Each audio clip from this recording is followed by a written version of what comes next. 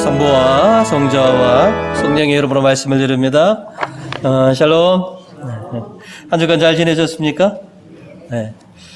어느덧 연중 마지막 주일을 지키게 되었습니다.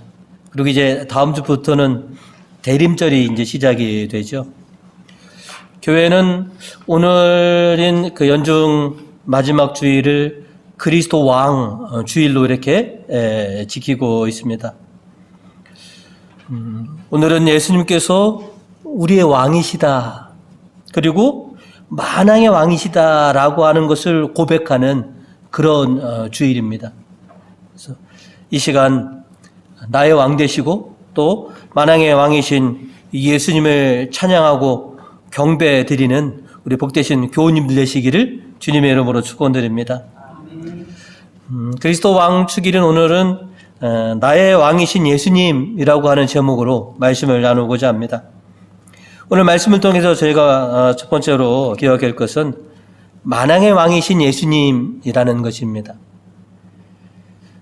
우리가 많이 바쳐왔던 지혜 기도를 우리가 바칠 때 나라와 권세와 영광이 영원토록 아버지의 것입니다 라고 이렇게 주의 기도를 우리가 마치죠. 자, 우리는 주의 기도를 통해서 나라와 권세와 영광이 모두 하나님 아버지의 것이다. 하나님 아버지께서는 그리고 나라와 권세와 영광을 외아들이신 예수 그리스도에게 모두 위임을 해 주셨습니다. 그리고 이제 그분이 우리에게 다시 왕으로서, 만왕의 왕으로서 오시기를 우리가 지금 손꼽아 기다리고 있는 중입니다. 복음 31절은 우리에게 이렇게 전하고 있습니다. 사람의 아들이 영광을 떨치며 모든 천사들을 거느리고 와서 영광스러운 왕자에 앉게 되면이라고 말입니다. 십자가 위에서 우리를 위해서 죽음을 맞이하신 예수님, 그리고 부활 승천하셔서 하나님 아버지의 곁에 계시다가 이제 만왕의 왕으로서 다시 또 우리를 위해서 이 땅에 재림하실 그 예수님을 우리는 기다리고 있습니다. 바오로 사도는 오늘 이독서 22절로 이렇게 말하고 있습니다. 하나님께서는 만물을 그리스도의 발 아래에 굴복시키셨으며 그분을 교회의 머리로 삼으셔서 모든 것을 지배하게 하셨습니다. 창조주 하나님께서 모든 전권을 예수 그리스도에게 주셔서 세상 모든 것을 지배하게 하셨다. 구약시대에서도 예수 그리스도에 대해서 이렇게 예언하고 있습니다. 다니엘서 7장 14절은 주권과 영화와 나라가 그에게 맡겨지고 인종과 말이 다른 뭇 백성들의 섬김을 받게 되었다. 그의 주권은 쓰러지지 아니하고 영원히 갈 것이며 그의 나라는 멸망하지 아니하리라. 이것이 다니엘서가 우리에게 전해준 것입니다. 이렇게 주권과 영화와 나라가 예수 그리스도에게 맡겨지셨기 때문에, 그래서 우리는 장차 만왕의 왕으로 우리에게 오시는 그 예수님을 찬양하고 또 최대한의 우리의 경외를 하는 그런 마음을 가지고 그분께 경배를 드리는 것입니다. 그래서 시편은 우리들에게 이렇게 전하고 있습니다. 1절을 보시면 어서와 주님께 기쁜 노래 부르자. 우리의 바위 앞에서 환성을 올리자. 그리고 6절로 보시면 어서와 허리 굽혀 경배드리자. 우리를 지으신 주님께 무릎을 꿇자. 장차 오실 우리의 왕께서는 세상의 그 어떤 왕들과는 다른 왕이시다는 것이죠. 세상의 왕들은 다스리고 군림하려고 하잖아요. 세상에 여러분 존경받는 왕들이 있습니까? 권력을 휘두르고 통치하는 왕들은 많지만 존경받는 왕, 굉장히 드물다는 것이죠. 왜? 그들은 자신을 위해서, 그리고 백성들을 다스리고 군림하려고 하기 때문에. 그러나 장차 오실 우리의 왕이시고 만왕의 왕이신 예수님은 다스리시고 군림하시는 왕이 아니시라 오히려 우리에게 무한한 사랑과 우리를 섬겨주시는 그 사랑의 왕이시다라고 하는 것이죠. 그리고 그분이 오셔야 비로소 하나님 나라가 완성됐기 때문에 그래서 우리는 손꼽아 우리의 왕을 기다리고 있습니다. 만왕의 왕이신 예수님의 자비와 은총을 사모하는 우리는 예수님께 찬양과 경배를 드리면서 또 우리의 왕으로 오실 예수님을 맞이할 수 있는 그런 복된 인생이 될 수 있도록 지금도 열심으로 신앙생활하고 있습니다. 우리 왕을 영접하실 수 있는 그런 복된 우리 교우님이 되시기를 주님으로 축원드립니다. 오늘 말씀을 통해서 저희가 두 번째로 기억하게 되는 것은 참 목자로 오시는 예수님이라고 하는 것입니다. 장차 오실 우리의 예수님은 또한 연약한 우리를 돌봐주시는 참 목자로서 우리에게 다시 오신다는 것이죠. 그래서 에제키엘 예언자는 우리에게 이렇게 전해 주었습니다. 23절입니다. 내가 한 목자를 세워주겠다. 그는 나의 종 다윗이다. 그가 내 양떼를 돌보는 목자가 되리라. 에제키엘 예언자가 이 예언을 한 시기는 언제냐면 다윗 왕 사후 500년이 지난 시점입니다. 그래서 어떤 사람들은 장차 다윗이 탄생할 거라고 생각이 아니라 다윗 사후 500년이 지난 그래서 뭐냐면 다윗 같은 왕 그리고 다윗 가문의 예수 그리스도를 통해서 하나님께서 또 이 백성들을 돌봐주실 것이다 라고 하는 그런 예언이기 때문에 여기서 다윗 왕은 예수 그리스도를 장차 오실 주님을 그렇게 칭하고 있는 것입니다. 이제 장차 참 목자로 오실 예수님은 당신의 양들을 이렇게 한데 모으실 것이고 그리고 그 양들을 치유해 주시고 돌보시고 인도해 주실 것이다 라고 이렇게 전하고 있습니다. 자, 먼저 1독서 15절로 주 야훼가 말한다. 보아라, 나의 양떼는 내가 찾아보고 내가 돌보리라. 이제 주님께서 직접 당신께서 찾아오셔서 당신께서 돌봐주실 것이다 라고 이렇게 선언하고 계십니다. 또 15절에 보시면 내가 몸소 내 양떼를 기를 것이요 내가 몸소 내 양떼를 쉬게 하리라. 참 목자이신 주님께서 직접 기르실 것이고 양들에게 진정한 쉼을 주시겠다는 것이죠. 16절에 보시면 헤매는 것은 찾아내고 기르는 것은 도로 데려오리라. 상처 입은 것은 싸매주고 아픈 것은 힘나도록 잘 먹여주고 기름지고 튼튼한 것은 지켜주겠다. 이렇게 나는 목자의 구실을 다하리라. 지금은 저처럼 부족하고 미흡한 양들에게 당신의 양들을 돌보라고 맡겨주셨는데 이제 당신께서 오시면 당신이 직접 당신의 양들을 돌보고 또 케어하시고 또 인도해 주실 거다라고 하는 사실인 것이죠. 또 분명한 것은 이제 당신께서는 참 목자의 구실을 다 하리라라고 이렇게 선언해 주셨습니다. 그러면 그분의 양된 우리들도 참 목자의 선한 양들로서 양의 구실을 우리가 다 해야 되지 않겠느냐 하는 것이죠. 목자는 목자의 구실을 다 하시겠다고 선언을 하십니다. 그러면 양으로서의 구실이라는 것이 뭐가 있겠습니까? 목자의 음성을 알아듣고 목자가 지시하는 대로 목자의 말에 순종하는 것이 선한 양의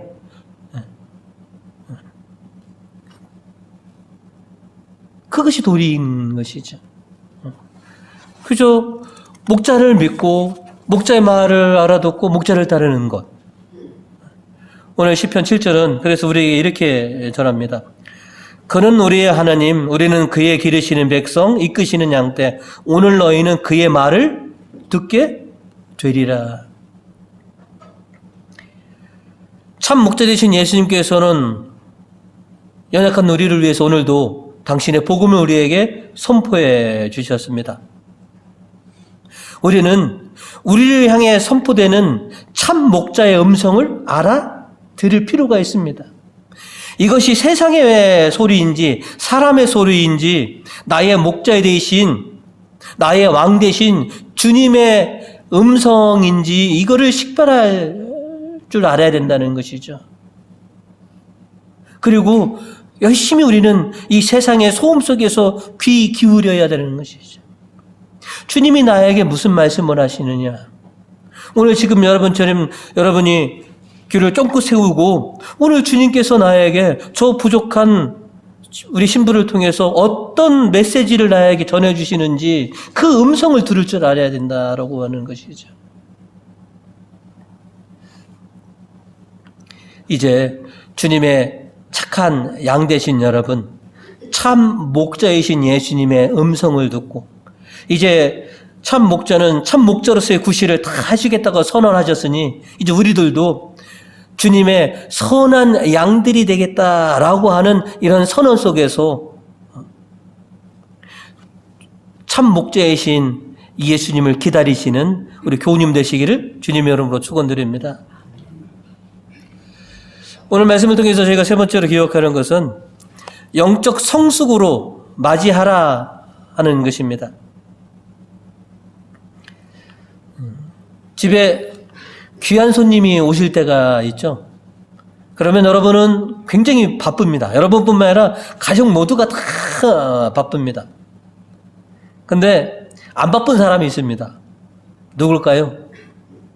가족이 집에 귀한 손님이 오면 가족 모두가 다 분주하지만 아주 태평한 사람이 있습니다.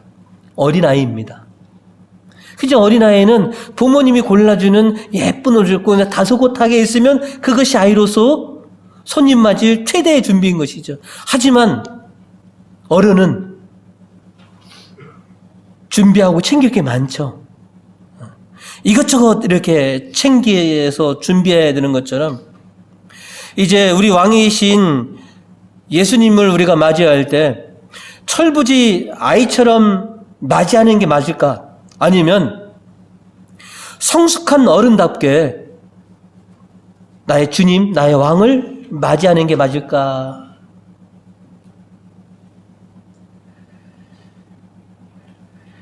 철부지 아이는 아무런 준비가 되지 않았더라도, 그죠?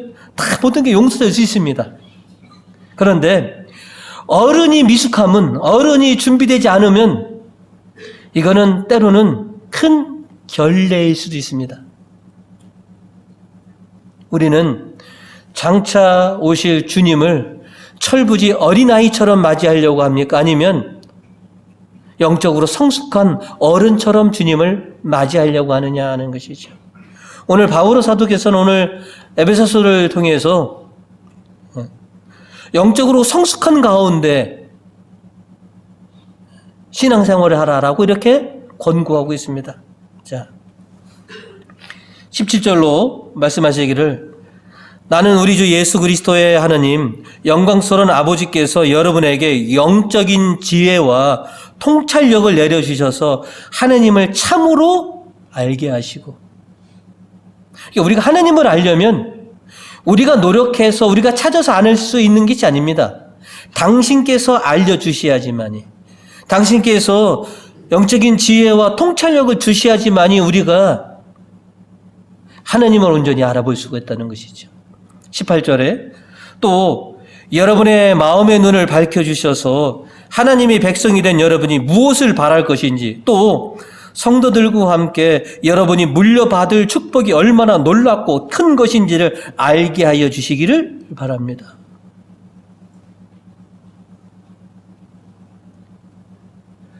우리는 주님을 기다릴 때 그냥 철부지 아이처럼 그렇게 아무런 준비 없이, 아무런 성찰 없이, 통찰력 없이 그렇게 준비하는 게 아닙니다. 영적으로 성숙한 영적 지혜를 가지고 주님을 맞이할 수 있는 그런 신앙인이 되어야 되겠다는 것이죠. 우리가 주님을 맞이하기 위해서는 오늘 복음에서는 믿음과 사랑의 실천이 있어야 된다라고 말하고 있습니다. 자, 오늘 복음 40절과 45절로 너희가 여기 있는 형제 중에 가장 보잘것없는 사람 하나에게 준 것이 바로 나에게 준 것이다. 이렇게 말씀해 줬고요. 45절에 보시면 여기 있는 형제들 중에 가장 보잘것없는 사람 하나에게 해주지 않은 것이 곧 나에게 해주지 않은 것이다.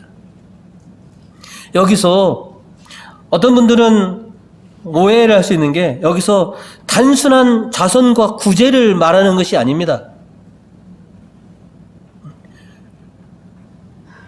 우리가 겉으로 보기 좋게 남들에게 내가 참 자선을 많이 하는 사람, 구제를 많이 하는 사람으로 일부러 보이는 사람이 많이 있는데 태생적으로 본성에서부터 이 마음 깊은 곳에서부터 모든 사람을 주님 대하듯이 그렇게 행하는 사람, 그런 사랑을 실천하는 사람이 되어야 된다라고 하는 것이죠. 여러분, 단순히 자선과 구제를 통해서 구원을 받는다면 성경에서 제일 먼저 구원받을 사람이 누구 있을까요? 바리사이파 사람입니다. 그 어떤 사람들보다 자선과 구제를 정말로 철저하고 정말로 엄청나게 많이 한 사람들이 바리사이파 사람들인데 주님께서는 그 많은 자선을 베풀고 구제를 많이 한 바리사이파 사람들을 뭐라고 얘기했습니까? 엄청 칭찬했습니까? 그들은 남에게 자기가 이렇게 위대한 사람이고 훌륭한 사람이라고 하는 것을 드러내기 위해서 그런 행위를 했지, 속에서는 그저 자기를 높이려고 하는 것, 민족과 이웃을 사랑하는 것보다도 자기를 드러나기 위해서 자선을 베풀고 구제를 했다라고 하는 것이죠. 그래서 주님께서 진정 원하시는 것은 마치 당신 대하듯이 이 마음속 깊은 곳에서부터 믿음과 사랑을 실천하는 그런 사람이어야만 된다라고 오늘 복음에서 이렇게 전해주는 것입니다. 근데 마음에서부터, 이 본성에서부터 이게 이제 우러나와야 되는데요.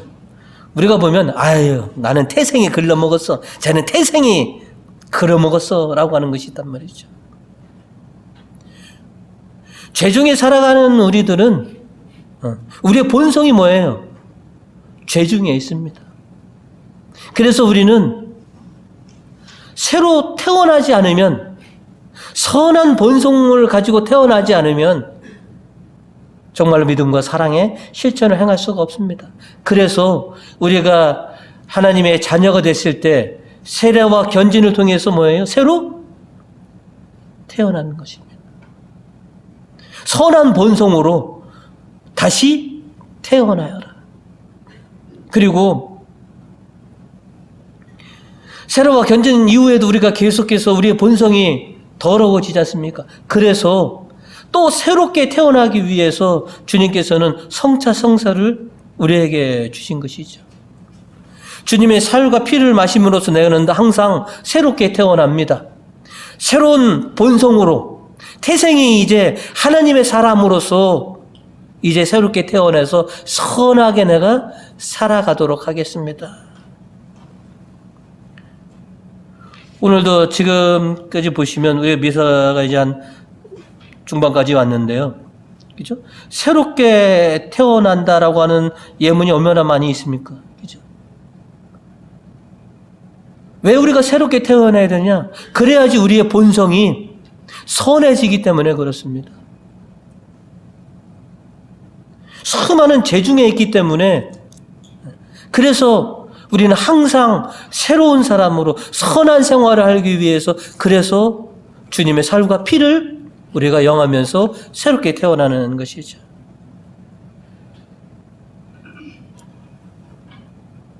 요한복음 3장 5절로 정말 잘 들어두어라. 물과 성령으로 새로 나지 않으면 아무도 하나님 나라에 들어갈 수 없다라고 했습니다. 물과 성령으로 새로워졌는데도 우리가 온전히 새로워지지 않았기 때문에, 그래서 이 미사를 통해서 매번 미사가 그래서 나를 새롭게 태어나는 새로운 본성으로 또 나를 태어나게 하는 것이 미사에서의 성체성사라고 하는 것이죠.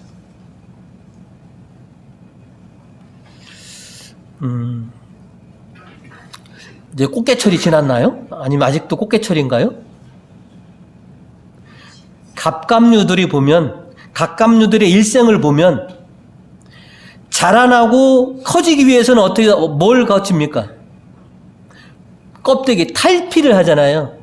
탈피를 해서 새롭게 돼야지 더 커지고 더 단단한 갑각류가 되는 것처럼 우리도 이 미사를 통해서, 주님의 성체와 보혈을 통해서, 주님의 말씀을 통해서 탈피를 해서 성장하고 단단한 그런 신앙인이 되어야 된다라고 하는 것이죠. 이렇게 성숙하고 성전된 주님의 백성이고 자녀들로서 왕으로 오실 그 주님을 우리가 맞이할 수 있게 되는 것이죠. 오래간만에 집에 왔는데, 지인이 왔는데 우리 아이를 보고, 아이고 너는 몇 년에 지냈는데 그냥 아직도 그 모양이냐? 너는 키가 안 컸냐? 라고 한다면 부모들이 뭐예요? 굉장히 속상합니다. 몇 년 만에 봤는데, 아이고 뭐 3년 전이나 똑같네, 키도 안 컸네, 어떻게 됐냐? 우리의 영적 사람이 얼마나 커졌습니까? 지난 1년 동안 여러분 성장하셨습니까? 성숙하셨습니까? 새롭게 되기 위해서 탈피하셨느냐는 것이죠.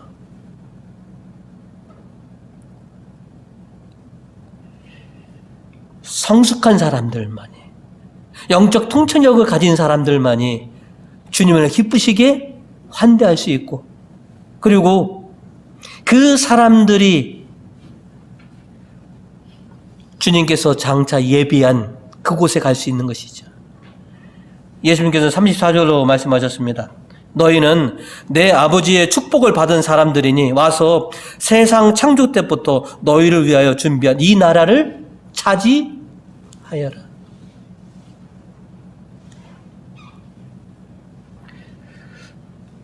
우리를 위해서 마련해 주신 하나님의 나라를 그냥 주겠다가 아닙니다. 차지하여라라는 것이죠. 마련이 되어 있는데 차지하는 사람도 있고 차지 못하는 사람이 분명히 있다는 것이죠. 우리는 차지하고 싶지 않습니까? 그죠? 우리를 위해서 마련한 그 하나님의 영광된 나라를 차지하고 싶은 마음이 우리가 간절합니다. 그걸 위해서 지금 우리가 신앙생활하고 있습니다. 이제 오늘도 이 미사를 통해서 선한 본성을 가지고 새로 태어나서 어제보다는 더 성장하고 성숙된 그런 신앙인으로서 이제 우리를 위해서 예비하신 그 나라를 차지하고 또 우리에게 오시는 만왕의 왕이신 예수 그리스도를 정말로 기쁨으로 환호하고 또 경배드릴 수 있는 우리 교우님들이 되시기를 주님의 이름으로 축원드립니다.